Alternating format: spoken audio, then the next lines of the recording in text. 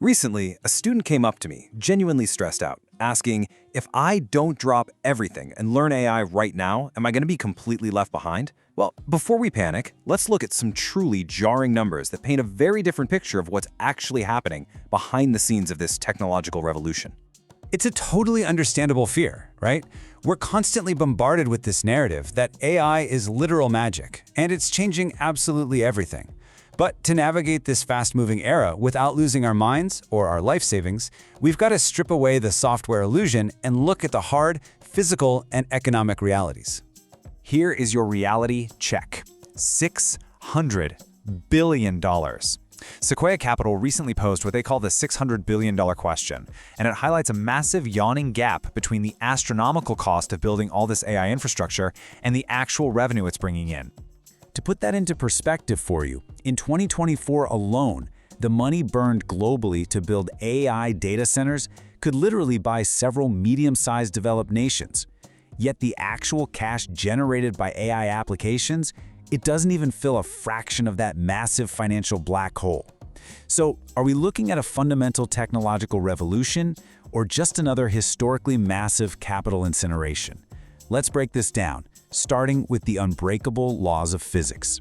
Part 1. The Physical Wall. Landauer's Principle. Look, we usually picture AI as this weightless, ethereal cloud, but computation is deeply, unavoidably tied to the physical world.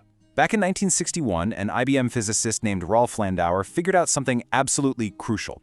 Any irreversible change in information, like just erasing a single bit of data, absolutely must release a minimum amount of heat to its surroundings. Because AI requires an unfathomable amount of information processing, it literally has a hard, physical ceiling. The math is actually pretty elegant. Energy is greater than or equal to the Boltzmann constant times temperature times the natural log of 2. If we were sketching this out on a blackboard right now, the main takeaway is super simple. Erasing one bit of data creates heat. You just can't cheat the universe. Every ounce of computing power is permanently chained to energy consumption. And here is where it gets crazy. The theoretical limit to erase a bit is insanely tiny, roughly 5 times 10 to the negative 20 joules. But our current state-of-the-art NVIDIA chips, they use millions of times more energy than that theoretical limit. There is a massive efficiency gap.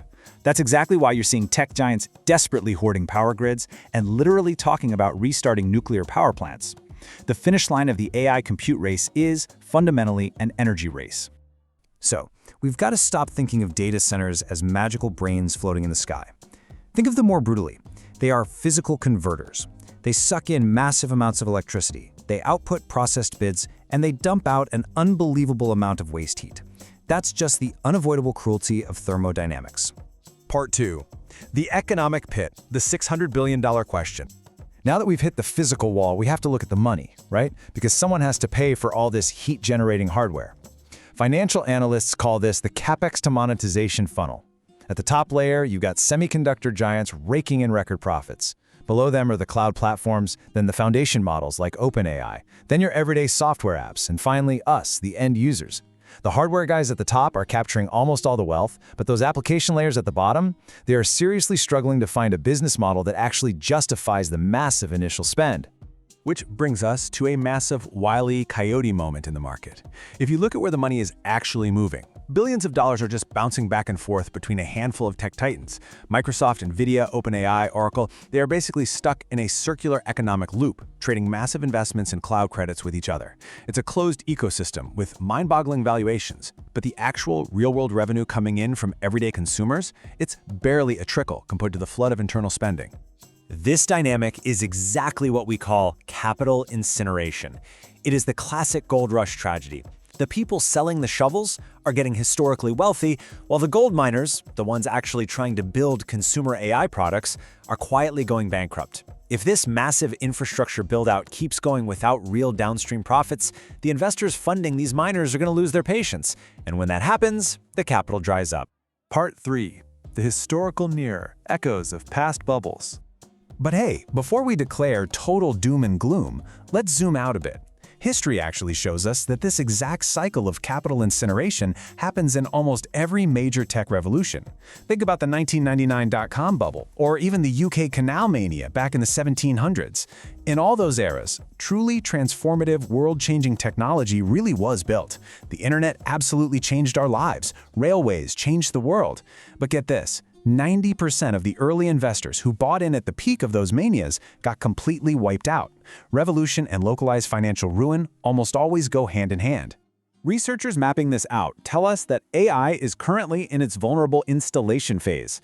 We're seeing insane price spikes, highly emotional investor narratives, and crazy concentrated private funding.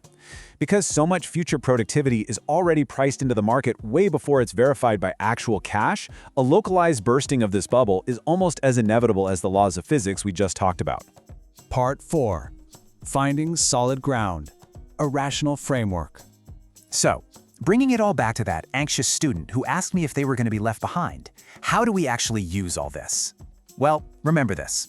Algorithms and neural networks have strict physical boundaries dictated by thermodynamics, but human greed and fear, those have no boundaries at all. AI software is physically constrained by the astronomical cost of compute, but the financial markets, driven by sheer FOMO, are dangerously limitless. You just can't let the hype blind you to the reality. Yes, AI can process mountains of data, write code, and summarize books in seconds, but it can never replace your human rationality, and it certainly can't decide the direction of your life. In a hyper-frenzied era like this, the most expensive, most valuable asset out there isn't a massive cluster of NVIDIA GPUs. It is your capacity for independent critical thought.